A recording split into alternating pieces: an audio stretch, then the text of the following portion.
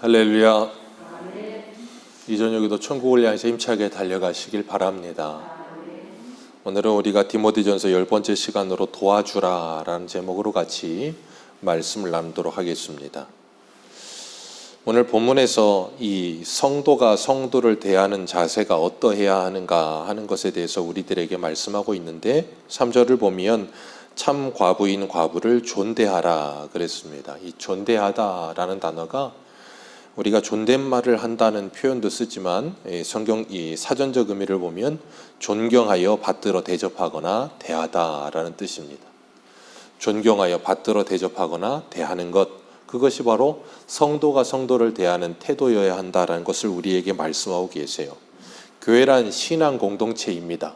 예수 그리스도 안에서 우리는 이 땅에서 혈육으로 이어진 혈육으로 이어진 가족뿐 아니라 예수 그리스도의 피로 연결되어진 가족되었음을 믿으시길 바랍니다. 그래서 우리가 오늘 오전에도 성찬식을 거행했죠. 예수 그리스도의 살과 피를 함께 나누며 우리가 하나님의 공동체요, 하늘의 식구라는 것을 확인시켜 주신 것입니다. 그래서 예수님은 마가복음 3장 31절에서 35절에 이렇게 말씀하세요. 그때 예수의 어머니와 동생들이 와서 밖에 서서 사람을 보내어 예수를 부르니 무리가 예수를 둘러 앉았다가 여짜오되 보소서 당신의 어머니와 동생들과 누이들이 밖에서 찾나이다. 대답하시되 누가 내 어머니이며 동생들이냐 하시고 둘러 앉은 자들을 보시며 이르시되 내 어머니와 내 동생들을 보라. 누구든지 하나님의 뜻대로 하는 자라야 내 형제요 자매요 어머니니라. 아멘. 예수님께서 예수 그리스도 안에서 참된 가족이 무엇인지를 설명하시는 거예요. 이 땅에서 혈과 육으로 연결되어진 가족뿐 아니라 예수 그리스도 안에서 하나님의 뜻대로 행하는 자는 모두가 다 하나님의 자녀요 한 가족이다 라고 말씀하세요.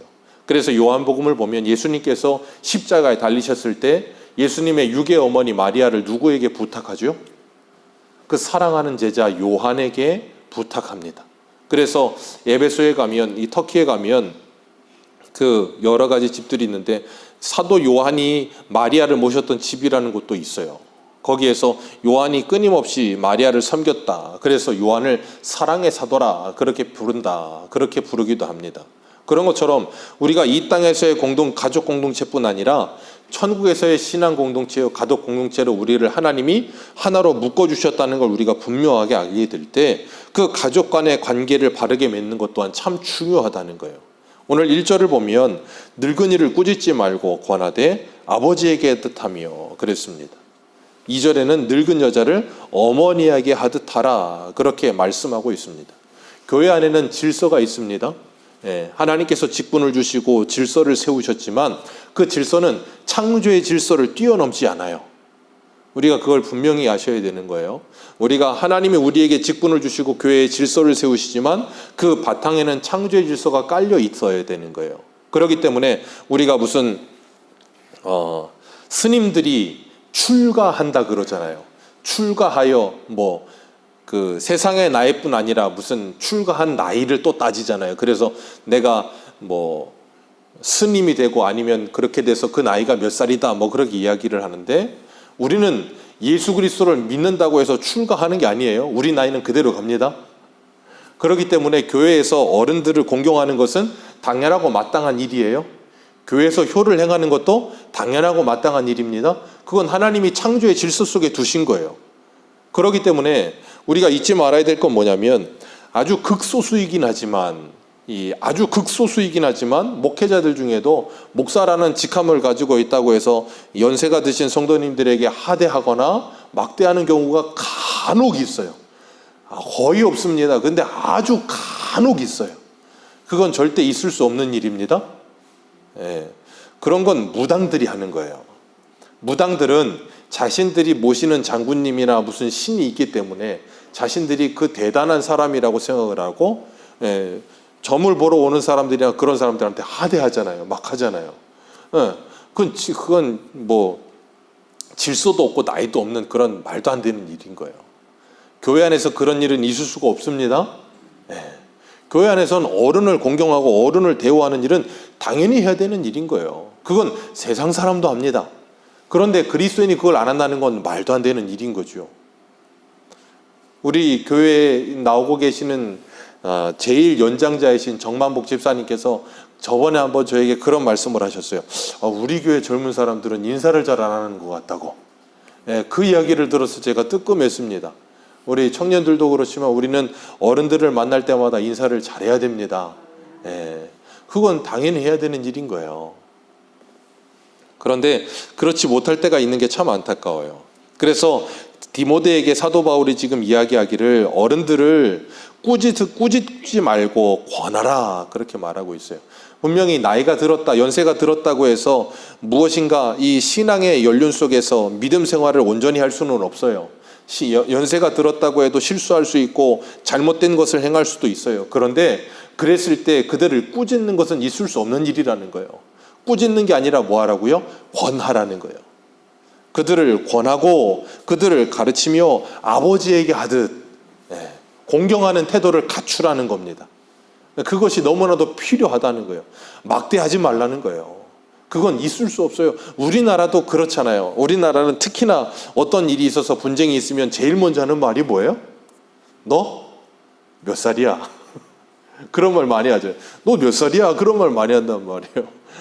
그런데 교회 안에서는 그건 나쁜 의도로 너 몇 살이야 그랬지만 교회 안에서는 그런 게 아니라 연장자를 대우할 수 있어야 되고 연장자를 존경하는 마음을 가질 수 있어야 되고 그들을 공경하는 태도로 그들에게 이야기를 해야 된다는 거예요. 그런데 우리가 인생을 살다 보면 다 그렇진 않지만 나이를 먹다 보면 우리들이 가지고 있는 생각들이 고정된 관념으로 이제 발휘될 때가 있어요.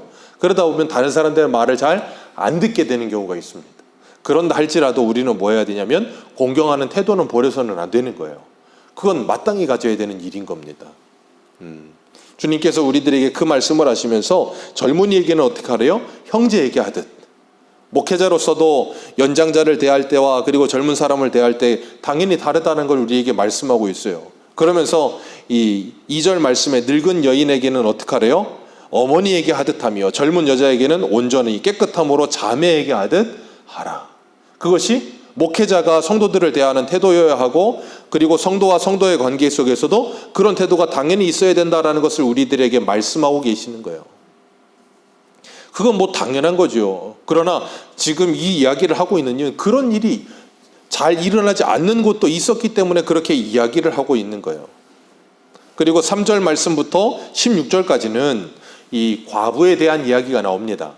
이 초대교회에는 이 과부들의 교회에 굉장히 많았어요. 과부들이 교회에 굉장히 많았었기 때문에 이것이 이슈가 되기도 하고 여러 가지 문제들이 일어나기도 했었기 때문에 이걸 이렇게 자세하게 기록해 놓고 있는 거예요. 그래서 제가 이 마태복음을 강의하면서도 말씀을 드렸었지만 이혼에 대해서 말씀을 드리면서 말씀을 드렸지만 남편들이 아내를 이혼 증서를 써주지 않고 내쫓아 버리면 아내는 아무것도 할 수 있는 일이 없다 그랬어요. 경제적인 활동을 못 합니다. 그렇기 때문에 딱 두 가지밖에 할 수가 없어요. 국어를 하던가 몸을 팔던가 둘 중에 하나밖에 할 게 없어요. 아무것도 할 수가 없습니다. 굉장히 여인들은 그 당시에 너무나도 낙후되어 있는 처지였어요. 그러다 보니까 이 가정 안에서도 마땅히 과부들을 책임져야 되는데 그러지 않고 뭐 했냐면 과부들을 이렇게 연세가 드시거나 그런 분들을 막 그냥 내버리거나 그런 일들이 있었어요. 그러다 보니까 그 일을 어떻게 했는가 하면 초대교회가 많아지다 보니까 예루살렘 교회가 많아지다 보니까 예루살렘 교회에다가 막 그렇게 떠밀거나 그런 일들도 많았었단 말이에요. 그래서 사도 바울이 지금 이거를 분명하게 이렇게 선을 지키고 어떻게 해야 되는지를 가르치고 있는 거예요. 우리 한 군데만 먼저 읽겠습니다. 사도행전 2장을 한번 보세요. 사도행전 2장 43절. 사도행전 2장 43절입니다.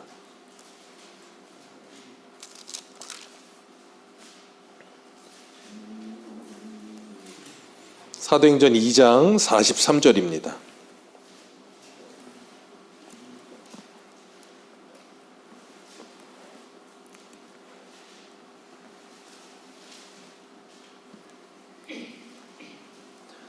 사도행전에서 두 군데를 찾아볼 텐데 먼저 사도행전 2장 43절 신약성경 189페이지 사도행전 2장 43절입니다. 우리 43절부터 47절까지 읽겠습니다. 시작. 사람마다 두려워하는데 사도들로 말미암아 기사와 표적이 많이 나타나니 믿는 사람이 다 함께 있어 모든 물건을 서로 통용하고 또 재산과 소유를 팔아 각 사람의 필요를 따라 나눠주며 날마다 마음을 같이하여 성전에 모이기를 힘쓰고 집에서 떡을 떼며 기쁨과 순전한 마음으로 음식을 먹고 하나님을 찬미하며 또 온 백성에게 칭송을 받으니 주께서 구원받는 사람을 날마다 아멘. 그 날마다 구원받는 사람의 수가 더하기 시작했어요. 그리고 그 수많은 사람들이 교회 안에 몰려들다 보니까 그들이 함께 먹고 마시고 그리고 함께 자고 그 모든 것을 하기 위해서 필요한 모든 재물들을 어떻게 했는가 하면 각자가 다 헌신했다는 거예요.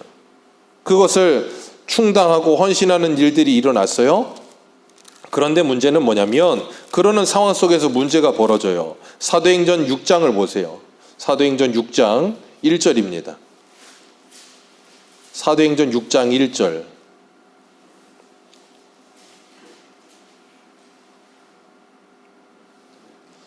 같이 읽겠습니다. 시작. 그때 제자가 더 많아졌는데 헬라파 유대인들이 자기의 과부들이 매일의 구제에 빠짐으로 히브리파 사람들을 원망하니 거기까지만 읽습니다. 이 한 대목만 읽어보아도 교회 안에 과부들이 얼마나 많은지를 알 수가 있어요. 이 과부라 함은 말 그대로 남편이 없는 아내만을 말하는 게 아니라 사회적 취약계층을 말하는 거예요. 이 당시에는 경제적인 활동을 할 수 없으니까. 그렇기 때문에 교회에 이런 분들이 굉장히 많았습니다. 그런데 헬라파 과부들도 많았고 히브리파 과부들도 많았어요. 근데 나눠주는 일을 누가 했냐면 히브리 사람들이 했던 거예요. 그러다 보니까 손이 어디로 굽어요? 안으로 굽어요. 네. 이게 지금 어디에서 있었다고요? 예루살렘 교회에서. 우리는 무슨 일만 있으면 어디로 돌아가자 그래요? 초대교회로 돌아가자. 초대교회는 완벽한 교회인 줄 착각해요. 아닙니다. 초대교회 예루살렘 교회에도 문제가 있어요. 예루살렘 교회뿐 아니라 성경에 신약 성경에 나오는 모든 초대교회는 다 문제가 있습니다. 근데 문제는 뭐냐면 손이 안으로 굽다 보니까 이 헬라파 사람들이 이야기가 나오는 거예요. 왜 우리 지역 사람들 이 빈곤한 사람들은 돌봐주지 않느냐? 왜 너희들부터 하고 이 사람들은 이렇게 뒤로 밀었다가 이 사람들이 이렇게 구제를 받지 못하게 하느냐? 그 문제가 생겨나니까 어떻게 되는가 하면 제자들이 우리가 하나님의 말씀을 제쳐놓고 접대를 일삼는 것이 마땅하지 아니하다 그러면서 집사 7을 세워라. 그리고 성령에 충만한 안수 집사 7을 세우지요. 그리고 그들을 통하여 그 사역을 하게 하는데 거기에 나오는 7명의 사람의 이름이 나오는데 그 사람들이 전부 다 누구냐면 헬라파 사람들이에요. 그러니까 구제하는 일을 히브리파 사람들이 하고 있다가 문제가 발생하니까 이제 모든 걸 다 어떻게 해요? 히브리 사람들에게 넘겨줍니다. 네. 히브리 사람들이 하고 있다가 헬라파 사람들에게 다 넘겨줍니다. 그러면서 그 일에 아무 문제가 없게 하기 위해서 교회가 그 일을 해요. 이게 얼마나 아름다운 일인지 몰라요. 우리나라에 복음이 처음 들어오고 우리나라에서 1900년대 초반에 이 말씀을 가르치면서 제일 먼저 했던 일이 뭐였는가 하면 교육하는 일과 구제하는 일이었어요. 그래서 우리 1900년대 초반에 교회들 이 앞에 보면 커다란 항아리가 있어서 거기에 쌀을 채우거나 그런 양식을 채워놓고서 이 마을에서 빈곤한 사람들이 찾아오면 그걸 가지고 뭐 했어요? 네, 구제하는 일을 했어요.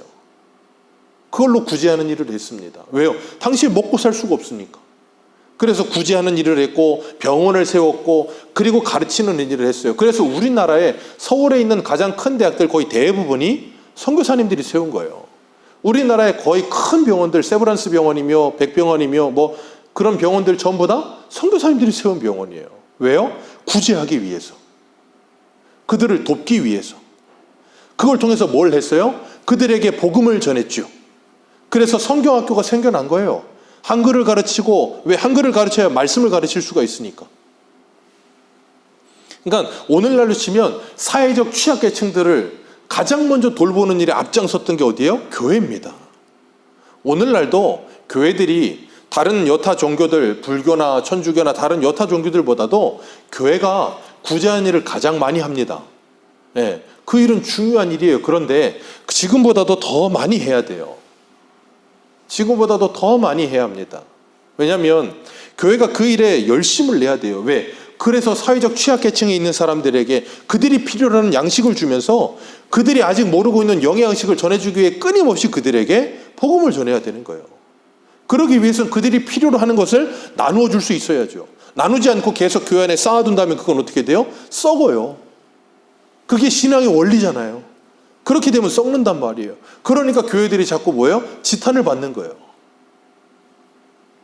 그런 측면에서 보면 교회들이 좀 더 이 병원의 어떤 그런 것들이나 그런 것들을 시스템을 만들어서 좀 그런 것도 좀 많이 했으면 좋겠어요. 그건 뭐 제가 할 말은 아니에요. 큰 교회들이 앞장서서 그런 일을 해야 되겠지만 그런 일을 책임지는 일 너무나도 필요합니다. 지금도 그래서 저 서울역이나 아니면 쪽박촌 그런 데 가서 사역하는 일도 너무 많아요. 우리 교회도 서울역에서 노숙자분들을 섬기는 일을 위해서 아주 조금이지만 함께 있었다가 지금은 잠시 멈추고 있는데 다시 또 후원하는 일을 하려고 애를 쓰고 있어요. 왜 그런가 하면 거기에서도 열심히 사역하시는 분들이 많습니다. 지금도 우리 박 권사님 그런 일 많이 하시지만 우리가 잘 아는 것처럼 이 복지의 사각지대가 너무 많아요. 너무 많습니다. 호적상으로는 자식들이 있는데 아무도 돌아보지 않아. 그러다 보니까 나라에서도 지원을 해주지 않고 자식도 돌보지 않고 그래서 정말로 극빈한 분들도 계세요. 그런 분들을 교회에서 책임지는 일을 해야 되는 거예요. 그래서 교회는 구제하는 일을 많이 해야 합니다. 교회 안에 있는 성도들뿐 아니라 밖에 있는 일도 구제하는 일을 많이 해야 돼요. 이렇게 구제하는 일에 제쳐져 있을 때 그 일을 해야 되는 일이 중요한데 여기 보면 오늘 본문 3절에 이 참과부라는 표현이 나와요. 참과부를 존대하라 그랬습니다. 이 참과부라는 표현은 말 그대로 이 조건이 몇 가지가 있어요. 4절 말씀 먼저 읽겠습니다. 4절입니다. 오늘 본문 시작. 만일 어떤 과부에게 자녀나 손자들이 있거든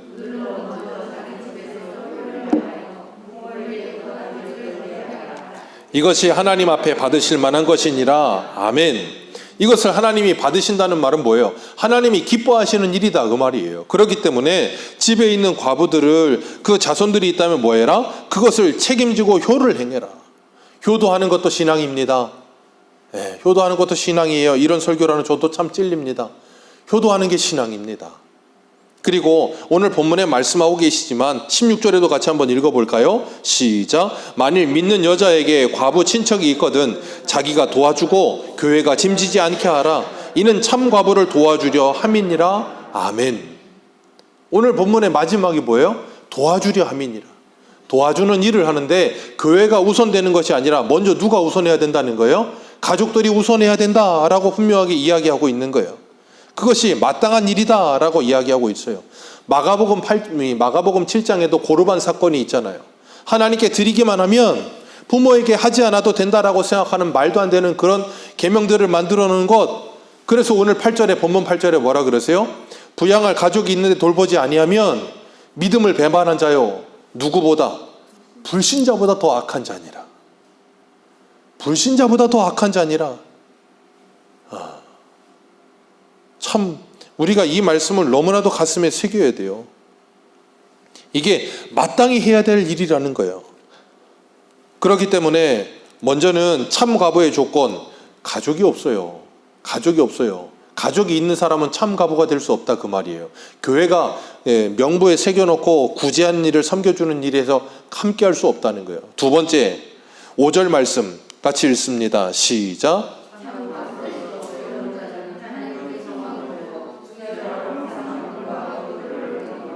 아멘. 참 과부는 누구에게 소망을 두어요? 외로운 자로서 하나님께 소망을 두고 주야로 항상 기도와 간구하는 자들이다. 신앙으로 바로 선 자들, 그들이 바로 참 과부들이다 라고 이야기하면서 6절에 향락을 좋아하는 자는 살았으나 죽었느니라. 향락을 좋아하는 자는 살았으나 죽었느니라. 이 향락을 좋아한다는 표현은 제가 아까 말씀을 드렸죠. 과부들이 할 수 있는 경제적 활동은 두 가지밖에 없어요. 구걸을 하거나 아니면 몸을 파는 일. 여기서 향락을 좋아하는 자라는 표현은 그럼 이 문맥상 뭘 말하겠어요? 과부라는 이름을 가지고 있는데 몸을 팔아 그 생계를 유지하고 그 일을 즐기는 사람들. 그런 자들은 살았다는 이름을 가지고 있으나 뭐 했다고요? 죽은 자들이다. 그건 과부들만의 문제가 아니죠. 오늘날의 성적으로 타락한 사람들이 얼마나 많습니까? 쾌락에 빠져서 살면서 절대적으로 벗어나지 않으려고 하는 사람들이 얼마나 많습니까? 그게 뭐라고요? 살았으나 죽은 자들이라고요.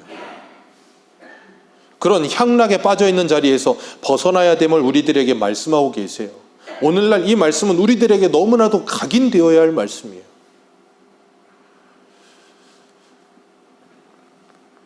그렇게 그들에게 명하여 그들이 책망할 것이 없도록 거기서 돌이키게 하라고 사도 바울은 이야기하고 있습니다. 그리고 과부의 명부에 올릴 사람 세 번째 조건이 9절에 나와요.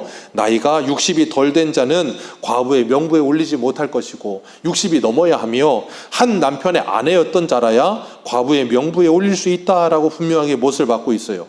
이 당시의 60은 굉장히 고령입니다. 사도 바울 당시 60은 굉장한 고령이에요.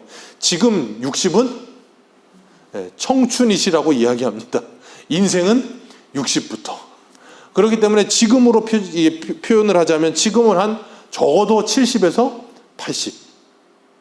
그 정도가 되시겠죠. 그 정도가 되어야 참 과부가 되며 교회가 그들을 섬기는 자들이 되어야 된다는 거예요. 그리고 이 과부의 명부에 오른 자들은 어떤 분들인가 하면 사역을 하시는 분들이에요. 어떤 사역을 하냐면 교회의 성도들의 기도에 부탁을 받은 걸 가지고 전념하여 기도하시는 일을 하거나 아니면 신방을 하시는 일들을 하는 거예요. 그래서 여기 보면 젊은 자들은 하지 못하게 할지니 그 이유는 뭐냐면 집집마다 돌아다니면서 뭐 한다고요? 13절 말씀 같이 읽습니다. 시작.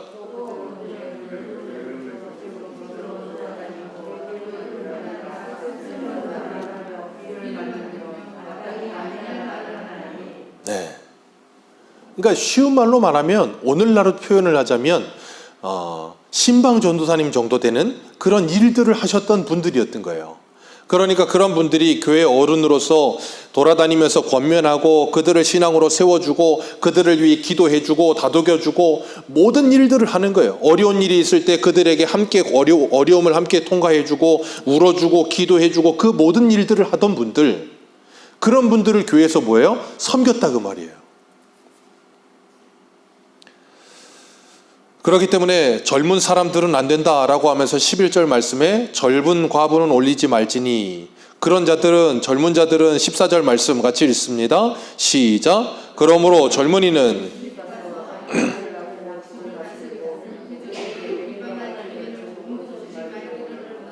네, 젊은 사람들은 뭐 하라고요? 시집 가라. 그러니까 이 사도 바울이 지금 과부에 대해서 이야기하면서 뭘 이야기하는 거냐면 독신을 지금 말하고 있는 게 아니에요. 네. 나이가 연세가 드셨기 때문에 더 이상 이 세상에 소망이 없고 하나님께 소망을 두며 믿음으로 어른이 되어서 성도들을 아우르고 섬길 수 있으실 분들, 그런 분들을 교회가 명부로 새겨서 그런 분들을 뭐하라? 구제하고 섬기라. 그 일은 마땅한 일이다라고 이야기하고 있는 거예요. 그래서 10절 말씀에 그 조건에 대해서 마지막으로 이야기하는 게 뭐예요? 10절 같이 읽습니다. 시작. 선한 행실에 증거가 있어 혹은 자녀를 양육하고 혹은 나그네를 대접하고 혹은 성도들의 발을 씻기며 혹은 환난 당한 자들을 구제하며 혹은 모든 선한 일을 행하는 자라야 할 것이니라. 이렇게 분명한 조건을 달고 있는 거예요.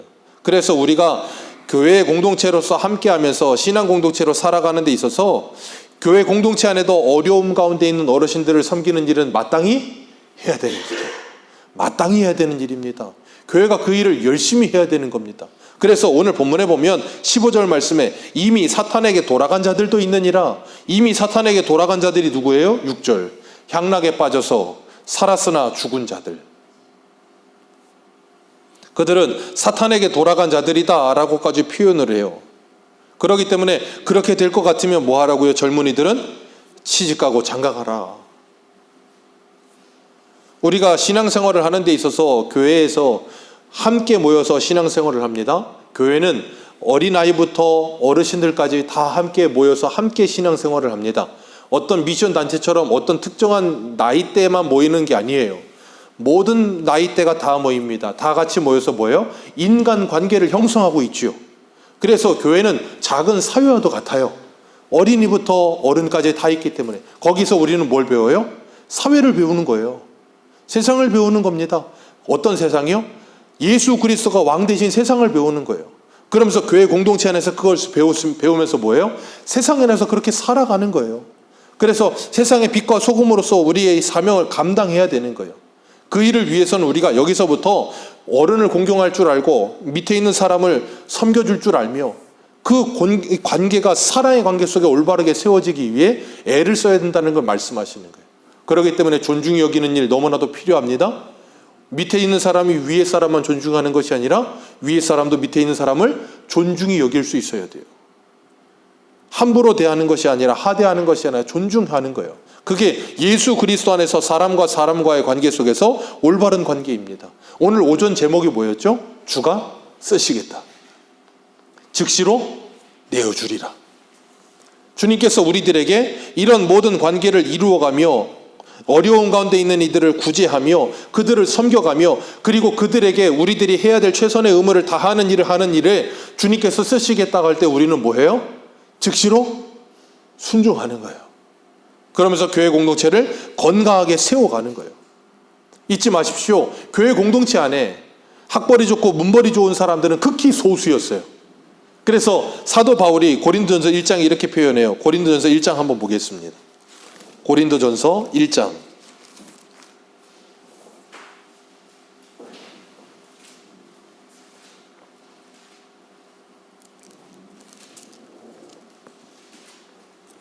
26절, 고린도전서 1장 26절입니다.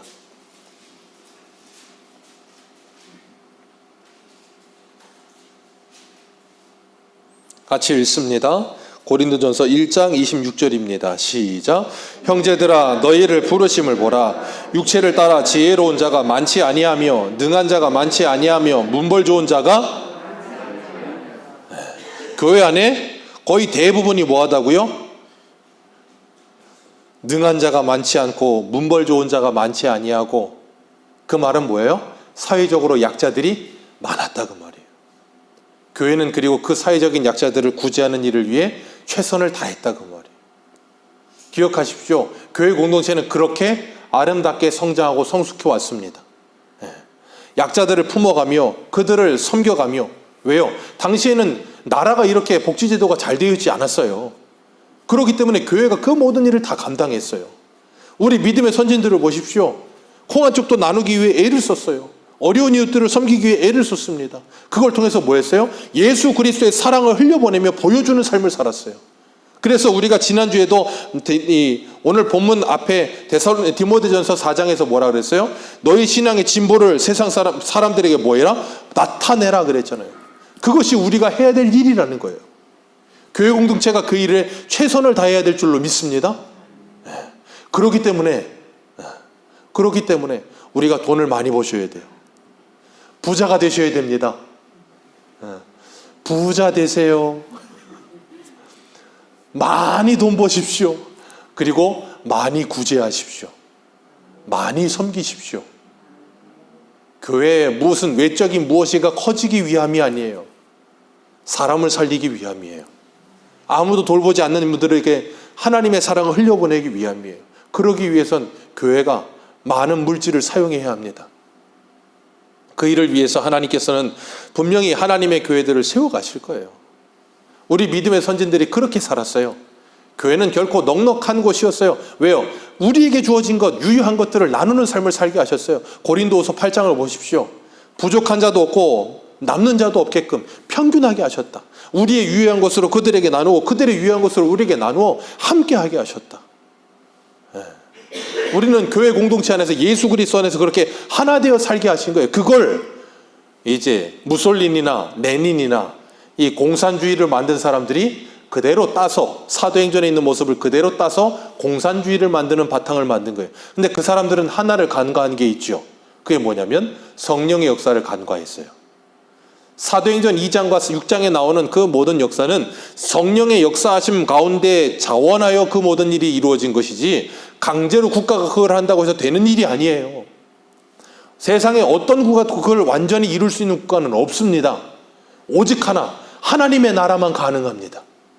성령의 인도하심을 받아 자원하여 그 모든 일을 하게끔 하세요. 그래서 우리에게 주신 건강도, 물질도, 시간도, 우리의 모든 것은 다 누구의 것이에요? 하나님의 것인 줄 믿습니다.